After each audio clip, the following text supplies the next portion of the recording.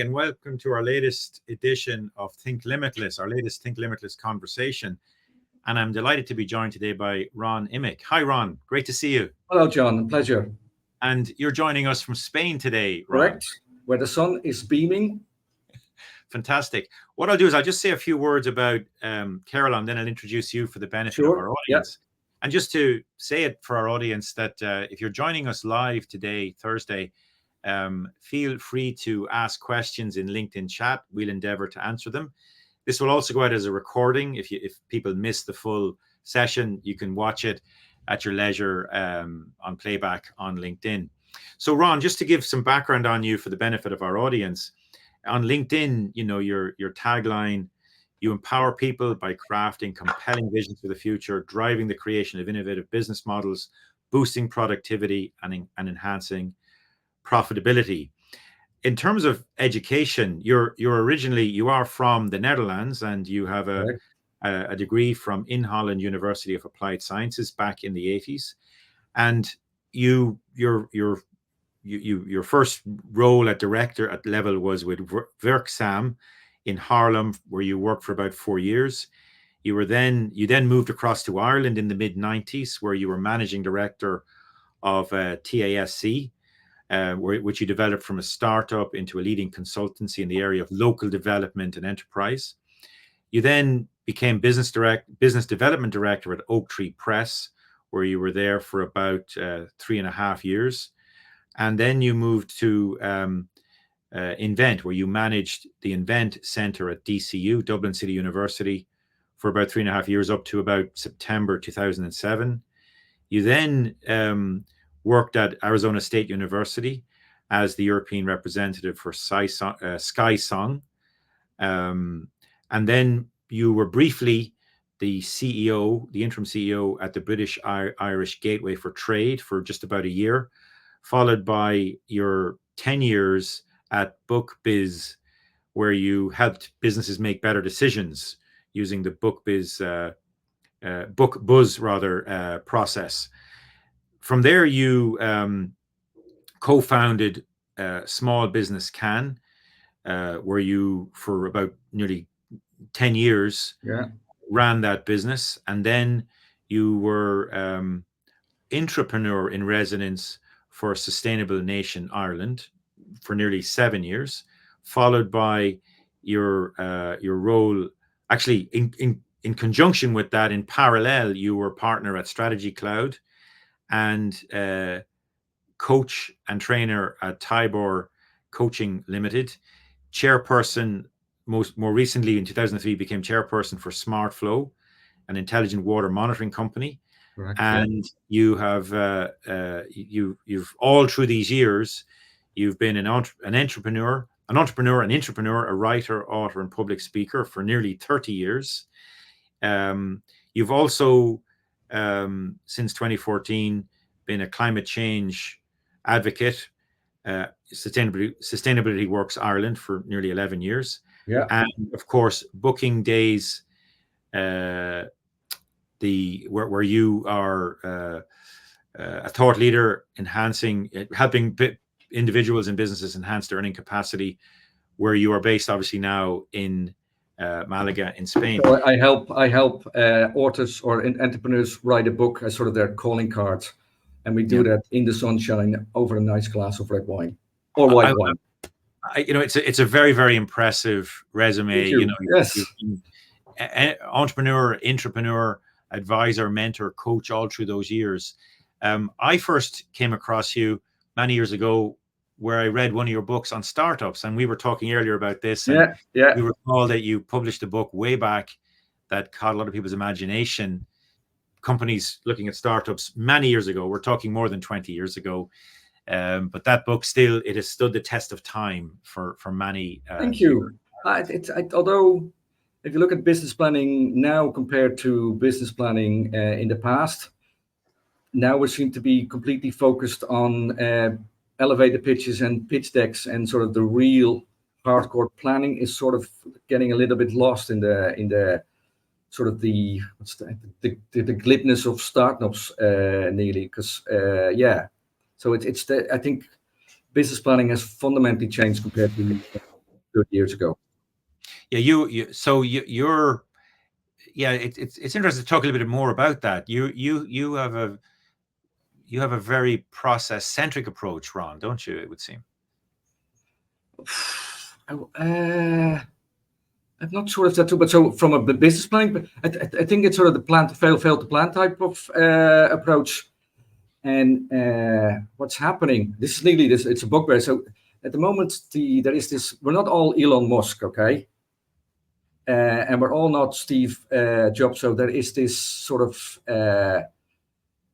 putting successful on a pedestal, but that's just 0.0001% of the entrepreneurs. But for all the others, it is just hard graft.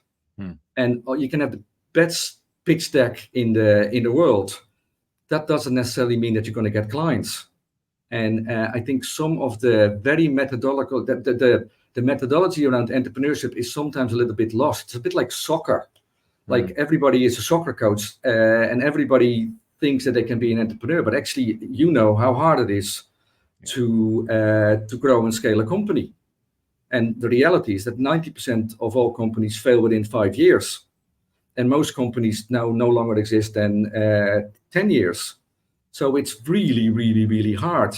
And I, every now and because I run a number of accelerators, so I see the pitch decks and I go, and then if you just look for the depth underneath, there in a lot of cases you literally go through it and there's nothing there, and it becomes incredibly glib, and it becomes an incredible waste of everybody's time.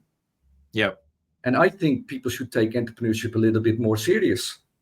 Yeah. And that's because I've seen failure. Yeah. So your advice, from that is well-informed advice, the guidelines, the do's and don'ts of the world of entrepreneurship.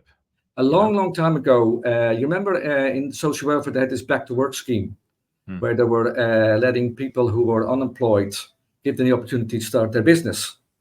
And we developed a booklet called Look Before You Leap, which is literally realizing the impact that starting your own business potentially can have on your life, which goes literally, so entrepreneurs have a higher divorce rate. Entrepreneurs are in debt invariably. Entrepreneurs don't make any money in the first 2 years of their life. And most entrepreneurs will never earn more. Actually, will always earn less than the industrial average wage. And failure in those cases means that the next time you go for a mortgage and you have a debt, the bank says no. And what we found is that unprepared entrepreneurs get themselves in an enormous heap of trouble. And that's still, I think that's still the case. There's sort of this celebration of success. I think we should look at failure. And actually, I was literally talking to a friend of mine, Andrew Parrish, who had Wavebob. Yes, I know. Offshore. Fantastic guy. But he talks about his failures and what they're learning. And I think there is literally place for maybe an Institute of Brilliant Failures where we actually celebrate some of the things we learned from failures.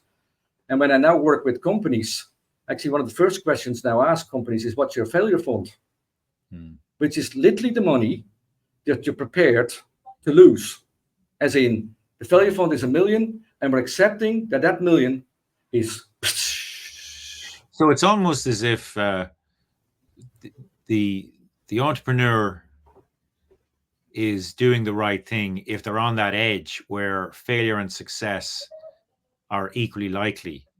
If they're not, then they're too risk averse, and the entrepreneur is not actually at the edge of innovation, at the edge of creativity, at the edge of...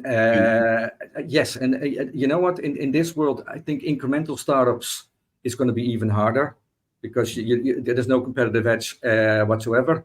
But then the challenge is that if you look at where technology is going and the way it's all exponential now through AI, which is sort of the accelerator of everything else, we're talking hyper exponential, which is an impossible term, but it's literally like the rocket booster is nearly going up like that. Staying at the edge as an entrepreneur is incredibly hard. But staying at the edge for every company is increasingly very, very hard. Because we're talking development, so AI. Look at how quick that is actually being.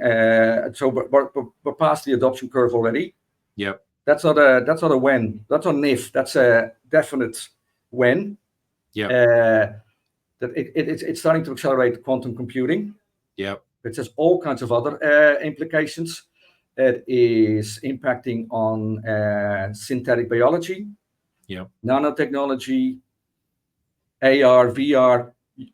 Give me any technology that you can, genetic engineering, robotics, 3D printing. It is all starting to happen. And of all the technology that I mentioned, at least one or two will have an impact on your business model. And so it's not as if you have to worry about just one competitive threat or one competitive opportunity. You have to. There are multiple variables in the equation now. There's not just one thing coming at you slowly. Oh, but that makes So strategy. You now have to, because this is classic scenario planning. That means that you're constantly looking at multiple futures. Yeah. And dependent on the speed, so some things will be quicker than others. I mean, quantum computing, depending on who you talk to, some say 5, some say 10, others say never. Fusion, free energy. So some say 5 years. The book to read, if you're interested in AI and nanotechnology, is Ray Kurzweil. The singularity is nearer. Yeah. So so AI is accelerating nanotechnology. So very soon, and then there's the brain interfaces. At the moment, they're on the outside. Yeah. They're going to go on the inside. So you will inject nanobots into your brain. That means that you can extend your brain capacity. Once you have nanotechnology in your head, that means that you can link it to nanotechnology on the outside. Sure. So you can link your brain to another computer. That will increase your brain capacity to whatever level you want. And the ultimate consequence of that is that you can download your brain into a computer. So things that would have been seen to be science fiction 25 years ago are now becoming science fact. Things that were utterly. Like even that concept of the singularity, the point at which computers are so powerful that only computers can design the next evolution of computers. Humans lose control of the evolution. The machines become smarter than the humans, and the machines are now creating the next generation of humans. That moment is upon us, essentially, which is a fascinating thought, terrifying and so the question then is, are you optimistic then or pessimistic? Yeah, because that has all kinds of implications. Because it's not even all those technologies on their own. Yeah, it's the combination of those technologies. And what about sorry, Ron. Sorry, I didn't mean to cut you. No. I was going to ask it because when you say it, what occurs to me is that I recently heard that phrase or that saying, today is the quietest day for the rest of your life. That's your life, yes. But literally, we're in an age where, if people say, well, God, today was busy. Well, you can bet tomorrow is going to be busier, and each day thereafter. Back to your exponential rate of change point. The rate of, it's as you say, hyper exponential growth, not just exponential growth, because the multiplier effect of many changes coming at you as you were, the technologies. You don't have to worry about just AI. You have to worry about all these other things as well. Factor them into your strategy. You can't just factor one. But it gets fascinating. So I'm fascinated by technology abstraction. So I work with the Project Management Institute, and there we developed this whole citizen development, low code, no code development. And low code, no code is a version of abstraction of software development. So you used to be able to code. Then they got low code, no code, with this Lego. But now we're at the level where you literally talk to a computer, and the computer will do the coding for you, and you have the application. But that technology abstraction is not only happening in software, that is now also happening in AI. That will happen in synthetic biology, programmable biology. That will happen in 3D printing, material science, you just name it. And then the other thing is, all those, because that's the scary bit, all those things will start to become interchangeable. So I can throw a little bit of AI, put a little robotics on top of it, combine it with some synthetic biology, and put a drone on top of it, and you have Superman. It's the, as somebody said, the future is already here, only it's not evenly distributed. So what you're describing, there are tech labs in various parts of the world, on the edge of these changes. And you also said there, that that the way AI happened so fast. ChatGPT, look how fast it went from zero to mass adoption. It's one of the I think it may be It the is the fastest. fastest. Yeah, It is yeah, the fastest ever adoption yeah. of a new pervasive tech. And I know it didn't come out of nowhere, but for a lot of people, it felt like it came out of nowhere, and then suddenly it's everywhere. Which is that, but that characteristic of exponentials. For a long time, it just doesn't seem to, and then suddenly this goes, and then, Yep. and it's fascinating. And see, and so every CEO, so I think entrepreneurship and running a business is all about predicting the future. And when I work with a lot of startups, and I always ask them not to focus on today, but to future frame their solution 3 to 4 years into the future. Right. Because health, Yeah. 5 years in the future, is going to look very, very different than now. It's going to look very, very, very, very different 10 years from now. And nobody knows what it's going to look like in 15 years from now. So if a project takes 3 years and you start today, the problem is when you're live, you're now living in the past when you go live.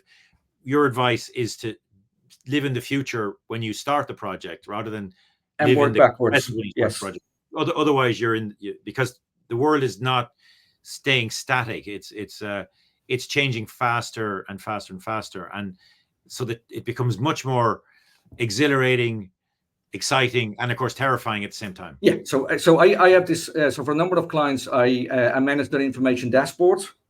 So I look at sort of the key things that are coming down the track. Some are the 1 year horizon, 3 year horizon, but the really interesting horizon is 5 to 10, 15 years.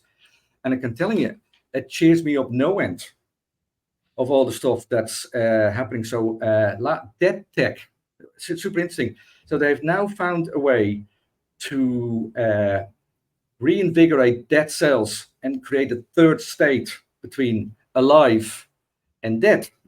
Wow. Now, I don't know what that means, but Yeah. if you start thinking of the potential implications and you think to in the extremes, which is the science fiction element to it, that could mean all kinds of things. That probably would enable space travel. I don't know. Yeah. And which is then because when I talk to clients, they all go, listen, Ron, please, can we just bring it? So that tech is not relevant, but some of the technologies you have to start considering how you're going to respond to this technology. If it's an if or a when, what time frame are we talking about? What impact it's going to have, and how are we going to respond? Because I think situations. And when you say it, Ron, the famous book, Thomas Friedman, Hot, Flat, and Crowded, that the world is ever more connected, ever more open for business. The cost of connecting drops. Think how low cost Wi-Fi is in 2024. We're having this call. We're using cumulative technologies right now, which are essentially, perfect, free, and now, to quote Robert Rogan. So, what does it call to get what's the cost of an incremental Wi-Fi connection? 0. What's the quality? Perfect, right? So we're streaming this call. We're doing now what we're doing on this call. If you had looked at this 10 years ago, you would like, how are you doing that? Whereas now we don't even bat an eye. It's just taken for granted. And what you're pointing to is that some of these other trends, which sound kind of crazy to some people in 2024, within 5 years will be pervasive in the same way. Not all of them, but some of them.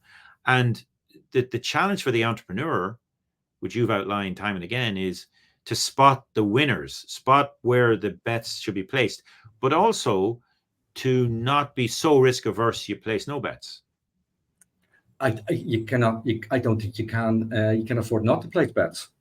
Yeah, but it has to be multiple. Probability, really. It's probability. Yeah, but see, you just described sort of where the technology curves then go. So if you take that to its extreme, maybe Rather than scarcity as an economic model, we're going to an abundance model. Yeah, yeah, yeah. Now, abundance and business models is going to be hard unless, and so I think the biggest business opportunity that's currently around is actually a whole in the area of restorative economics, which is about restoring nature to its original state. And finding the business models around that is probably going to be one of the biggest hotspots in the coming 10, 15 years. And obviously health.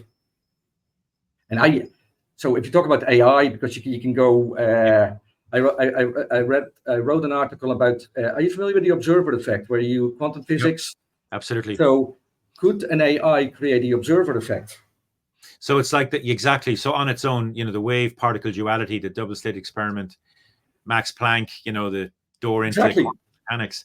So in other words, if it's consciousness doing it versus an AI doing it, is it different? What's observed? There you go. So but I would suggest then that the AI is conscious, so which is an interesting thing all in all.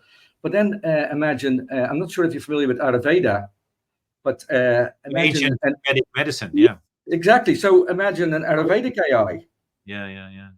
Or a Chinese medicine AI. How cool would that be? Through a lens, it's a different philosophical starting point with medicine. Correct. Holistic medicine as opposed to individualized. You're an avid reader. You read everything on innovation. You read it's so obvious from our conversations. You've read, I think, over 20 books on AI.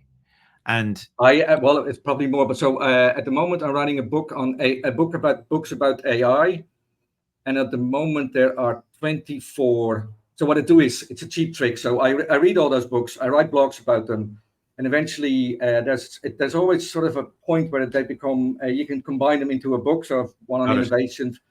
So these are the books that seem to cover a lot of the stuff about AI, but also it goes pretty wide. Down to human versus AI. So are the humans under threat?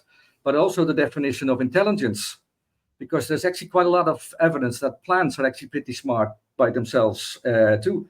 So are octopus. Mm. And the interesting thing about octopus is that they have their brains in all their tentacles. So they have 7 brains. And maybe, depending on your definition of intelligence, they are smarter than we are.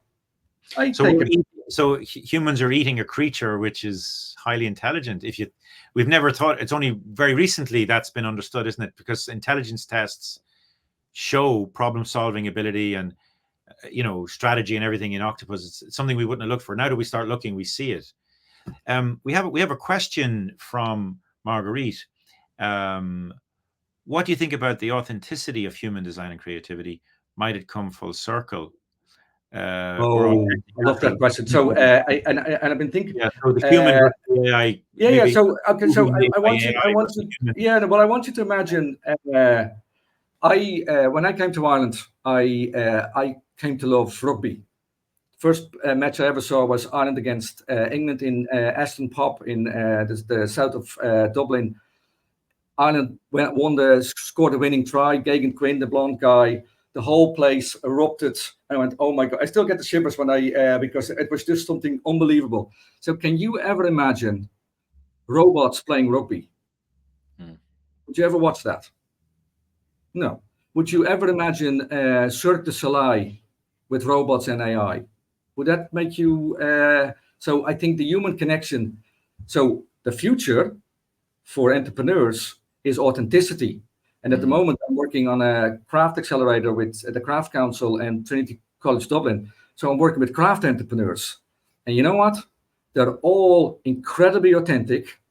They have amazing stories to tell. And actually, I think they have more potential than a lot of the tech entrepreneurs that I work with, because they are truly, truly authentic. And I think authenticity is what's going to make the change. You can put an AI giving you a compliment is not the same as you giving me a compliment, because it feels different. So the connection to heart-to-heart, human touch, all those things. And Michio Kaku calls it the caveman principle. We are herd animals, okay? So we will always crave the human connection. And I don't think that's ever going to go away. And tell me, And Ron, when you think of like we talk about and the theme itself of our conversation, think limitless. When you put that to yourself and you look at things, what does think limitless mean to you? ooh, I saw that question popping up.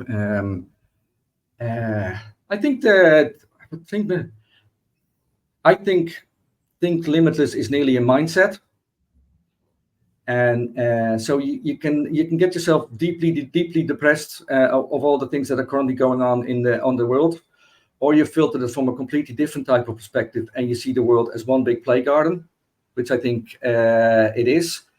And I think that's what limitless means for me. I think at every moment in time, the world is your oyster. Particularly when you get into mindset, the Satguru, definitely somebody Yeah. to follow. So if you follow those type of principles and you believe in asking the universe, limitless truly exists. Yeah. So there's so many possibilities. The optimist, you're innately an optimist, Ron. Completely, yes. Yeah. Although when you look at climate change, it's sometimes hard to stay optimistic. And I think we framed climate change completely wrong by talking about temperature, because it's not only temperature, it's water, it's pollution, it is all kinds of other things, soil erosion, you just name it, and it's going on. And I did a session with the Landbell group, and they asked me sort of, how is exponential ever going to stop? And I said, no, and it can't, because we're literally talking at the cross point between climate change exponentially going this way and technology going this way. And we're either the technology, if you're a techno optimist, you think the technology is going to solve it before we drown. Yep. If you're a pessimist, we might. And then if Kurzweil is right, we'll all be uploading ourselves into floating laptops and be fine anyway. So either way, there's an optimistic possibility. Of course there is. And history would suggest that humans are incredibly inventive, and have always been able to cope. An adaptive species, but there's also that concept that we're in the Anthropocene, the era. Yes. We're not in an era where the world's climate and the world's ecosystems are independent of humans. Humans are a dominant factor by definition in climate and in ecosystems. And as a CEO, if you want to, there's a book called Ministry for the Future that literally describes the scenario as it is outplaying at the moment, and it gets very dark for a while, but then it gets very optimistic at the end. And I think the point in all of the things, do you think as a CEO you can ignore climate change as a factor? The answer is no. So because that's not only to do with, but your carbon data will have to be collected. Yeah, it affects every business in the world.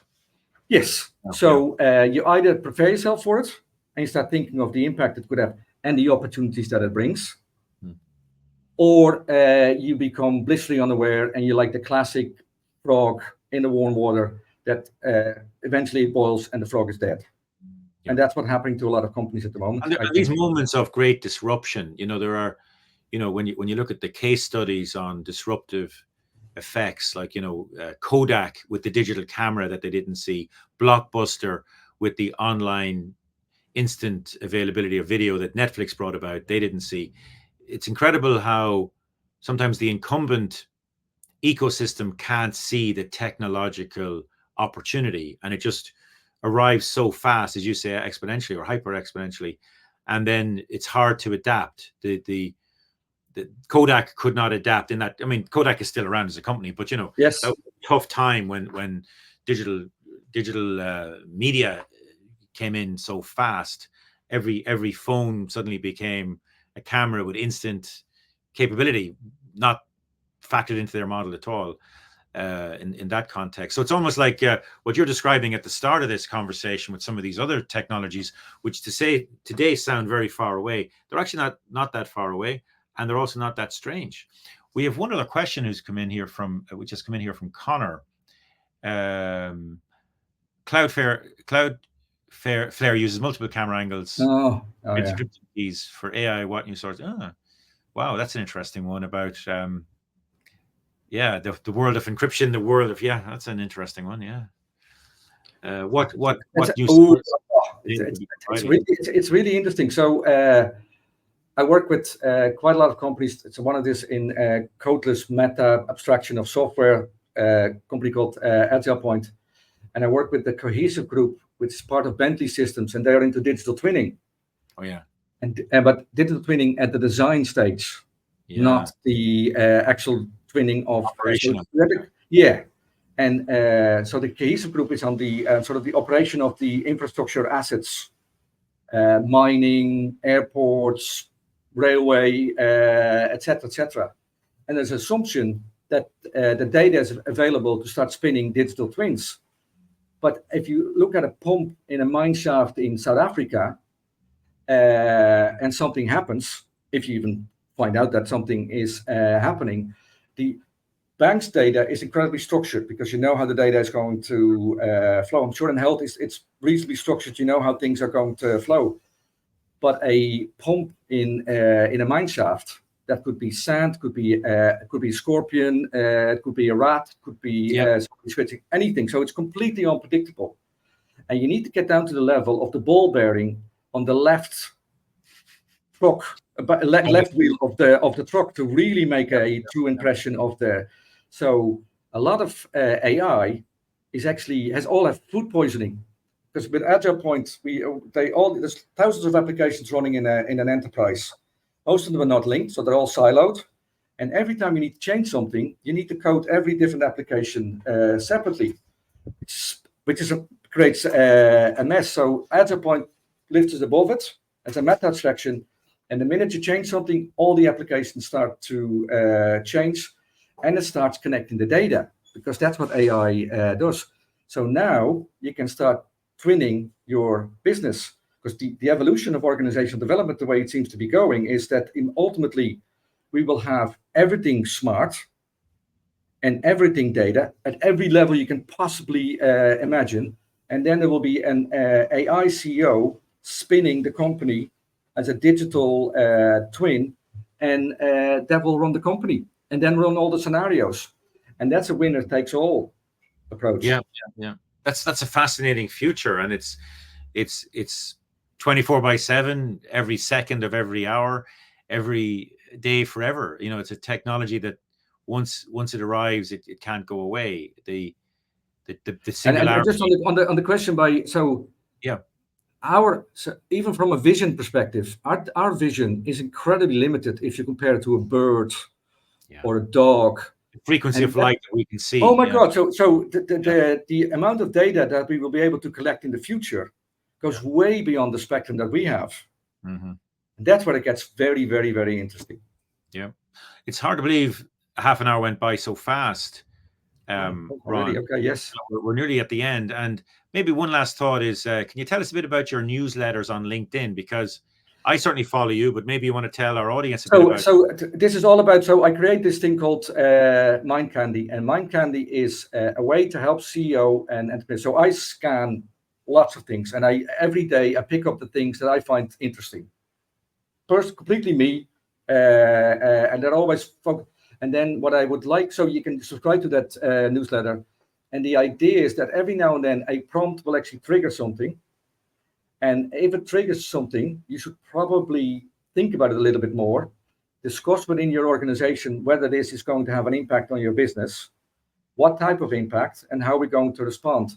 And if you do that on a regular basis, particularly collectively, you actually start developing the change muscle within your organization, and you become a little bit more adaptable and a lot more situationally aware. And then I think the Kodak moment, where the people in Kodak couldn't see where things were going, is much less likely, because you are situationally aware of all. And it's seriously, it cheers me up no end, because the stuff that's happening on the outside is absolutely awesome and mind-blowing. But that's why I call it mind candy. It's just, it blows your mind and it cheers me up no end. That's why I'm always, because seriously, it makes me very, very happy to look at that stuff, because there's very little doom and gloom actually, because technology is just.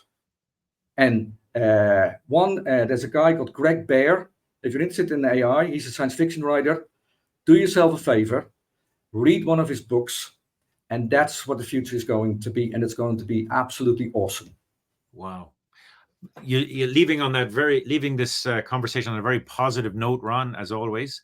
From previous conversations with you, you are an eternal optimist. It's a pleasure speaking with you today. Likewise, yes. We will definitely stay in touch. We'll get you back. I think our audience are going to be delighted to have heard this today, and we'll probably want to hear more from you in the future. Thank you, Ron, for joining us. Thank you to our audience also for joining us today. Our next Think Limitless conversation will be scheduled shortly. Take care, everybody. Take care, Ron. And we hope to see you all again soon. Thank you. Bye now. Bye-bye.